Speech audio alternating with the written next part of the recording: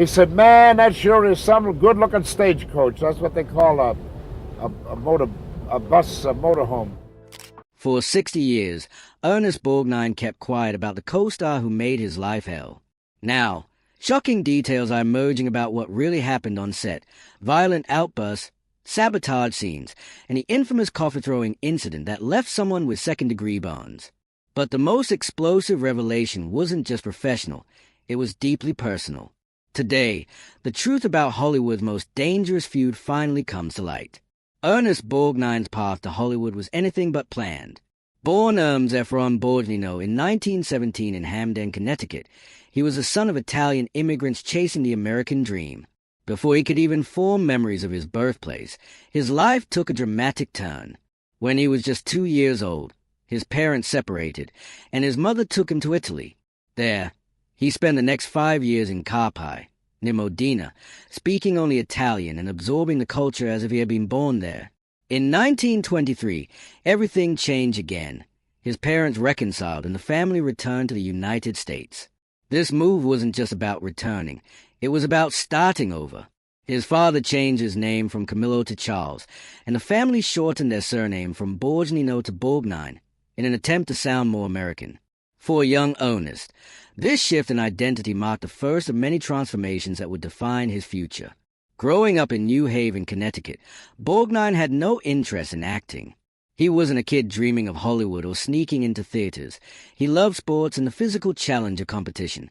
His high school yearbook made no mention of drama or theater, and nothing at the time hinted at a future in show business. But fate had different plans. In 1935, fresh out of high school, he enlisted in the U.S. Navy. He served aboard the USS Lamberton, a destroyer, for 6 years. By 1941, he had received an honorable discharge, only to re-enlist in January 1942 after the attack on Pearl Harbor. This time, he served aboard the USS Sylph, a patrol yacht defending the Atlantic coast. The war changed him. It instilled discipline, camaraderie, and a resilience that would later shape his performances, especially in military roles. By the time he was discharged in 1945, he had risen to the rank of gunner's mate first class and earned several military honors. He considered staying in the Navy for another 10 years, but a single comment from his mother altered his path. She told him he had a forceful personality and should try acting. Acting seemed like an odd choice for someone with no experience, no connections, and no clear path into the business. But Borgnine didn't let that stop him. He enrolled in the Randall School of Drama in Hartford, then joined the Barter Theater in Virginia, a theater founded during the Great Depression where people could trade food for tickets. Borgnine was often paid in vegetables instead of money, but he threw himself into every role he could get. When not performing, he painted sets, fixed costumes, and even scrubbed toilets. One chaotic performance had him chasing a live chicken across the stage, only for it to escape into the audience. The moment was wild, but it taught him how to improvise and connect with the crowd. He worked alongside future stars like Gregory Peck and Patricia Neal, learning through observation. His big break came with a role in Tennessee Williams' The Glass Menagerie star. He thought he was terrible, but the audience disagreed. By 1949, he was on Broadway, debuting in Harvey, a long-running play starring James Stewart. Casting directors struggled to place him. His face was too rough for comedy, too funny for drama. But as a male nurse in Harvey, Borgnine found his footing, even keeping a notebook to study Stewart's acting style. Television soon came calling. In 1951, he made his debut in Captain Video and his Video Rangers a low-budget sci-fi series. It wasn't glamorous, but it got him noticed. Columbia Pictures offered him a small role in The Whistle at Eaton Falls Star. That foot in the door led to his breakout in From Here to Eternity 1953, where he played a sadistic Sergeant Fatso Judson, a chilling contrast to his role-life kindness. The role was so intense that Frank Sinatra refused to speak to him off-camera, and Borgnine had nightmares for months afterward. The performance earned him both acclaim and death threats, as audiences struggled to separate the actor from the character. Then, in 1955, he shocked Hollywood again, this time as a gentle, lovelorn butcher in Marty star. Made on a tiny $343,000 budget, the film went on to win Best Picture, and Borgnine took home the Oscar for Best Actor, beating out legends like James Dean and Spencer Tracy. He was 38, one of the oldest actors to win for a debut leading role. He credited his mother for inspiring his career, but he almost didn't get the part. Director Delbert Mann initially wanted Rod Steiger, who had played Marty on television, but a chance meeting at a Hollywood party changed everything. Borgnine's charm earned him a screen test, and his performance was so authentic that Mann later said, "Ernest Borgnine didn't act Marty, he was Marty." That role changed everything, proving that Hollywood didn't need big stars or huge budgets to move audiences. Borgnine refused to be typecast. In 1967, at 50, he played General Word in The Dirty Dozen Asterisk, doing his own stunts, including a leap from a moving train, that impressed even younger co-stars like Lee Marvin and Charles Bronson. In The Wild Bunch 1969, he played the ruthless Dutch Engstrom, delivering a chilling performance that haunted him for years. Television would also bring new surprises. His biggest break on the small screen came with McHale's Navy where he played the bumbling but lovable Lieutenant Commander Quentin McHale. The show ran for 4 seasons and made him a household name. Through triumph and controversy, war and wild chickens, Oscar Gold and on-set feuds, Ernest Borgnine's life was anything but ordinary.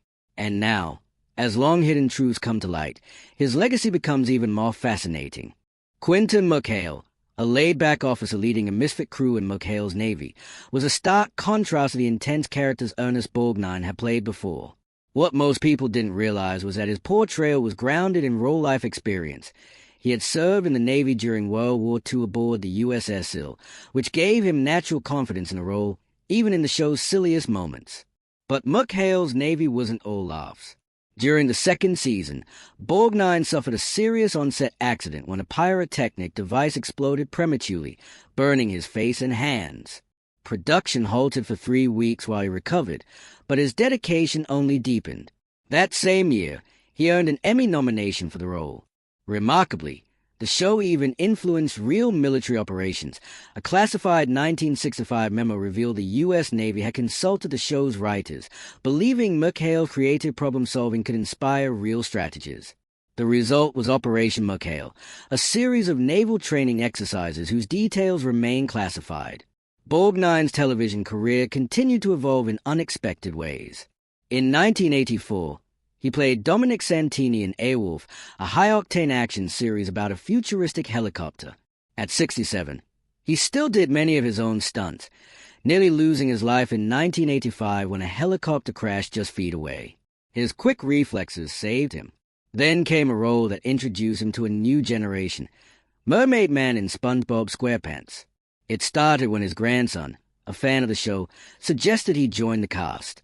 At a charity event in 1998, Borgnine mentioned this to a Nickelodeon executive and ended up reading lines off a napkin, landing the part.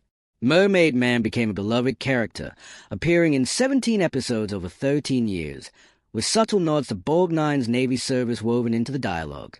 His final recording session took place just 2 weeks before his death in 2012, making him one of the oldest active voice actors at the time. Ironically, in 1956, Borgnine had dismissed television as a passing fad and turned down the lead in The Real McCoys. But a 1961 encounter with a terminally ill boy who found joy in Borgnine's films changed his perspective. He realized TV had the power to truly connect with people. Though The Real McCoys had already become a hit by then, when McHale's Navy came along, he embraced it. Years later, he admitted he had been wrong about television, saying, "It's not about the size of the screen. It's about the size of the audience's heart." His personal life was just as dramatic as his career. He married 5 times. His first marriage to Rhoda Kemp in 1949 produced a daughter, Nancy, but ended in 1958. His second marriage to fiery Mexican actress Katie Gerardo in 1959 was short-lived, marked by passionate public fights, and ending in 1963. His third and most infamous marriage was to Broadway legend Ethel Merman in 1964. It lasted just over a month and ended in explosive arguments, including a notorious incident where Merman threw a diamond ring into a koi pond. In her autobiography, the chapter on their marriage was a single blank page, something Borgnine later called a slap in the face I'll never forget. His fourth marriage, to Donna Rancourt in 1965, produced 3 children, Sharon, Christopher, and Diana, but ended in divorce by 1972. Finally, in 1973, he found lasting love with Norwegian businesswoman Tove Tresnes. Though she was initially wary of his reputation, Borgnine won her over. Their marriage lasted nearly 4 decades, and she became not just his wife, but his business partner. He even joked that he was the oldest Avon lady after appearing in her beauty brand's ads. In his final interview, Borgnine said the love he shared with Tove kept him going. He passed away on July 8, 2012, at 95, with her by his side. Meanwhile, one of his most challenging professional relationships was with Shelley Winters on the set of The Poseidon Adventure in 1972. Both were strong personalities, and their on-screen roles as a tough detective and determined wife mirrored the tension behind the scenes. Winters was notoriously demanding and brought a 20-page character backstory to set, pushing for script changes and clashing with the screenwriter. Borgnine found himself caught in the middle. The most grueling moment came during a water scene that stretched into a 14-hour shoot and took 65 takes to complete. Borgnine later called it one of the hardest days of his career. Despite the difficulties, Winters' performance earned her an Oscar nomination.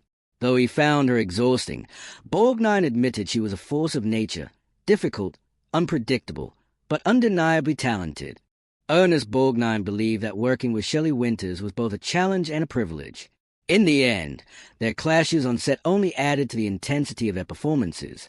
Borgnine had always admired Spencer Tracy, but working with him on Bad Day at Black Rock in 1955 was something else entirely. It wasn't just respect, it was intimidation. Filming began on July 12, 1954, in Lone Pine, California, under brutal 100-degree heat, but Borgnine barely noticed. He was too focused on the pressure of acting alongside one of Hollywood's greatest. Tracy, then 54, was a 2-time Academy Award winner known for his subtle, improvisational approach, while Borgnine, at 37, was still trying to prove himself. Tracy would alter his lines and deliver them so naturally that it was hard to tell what was scripted.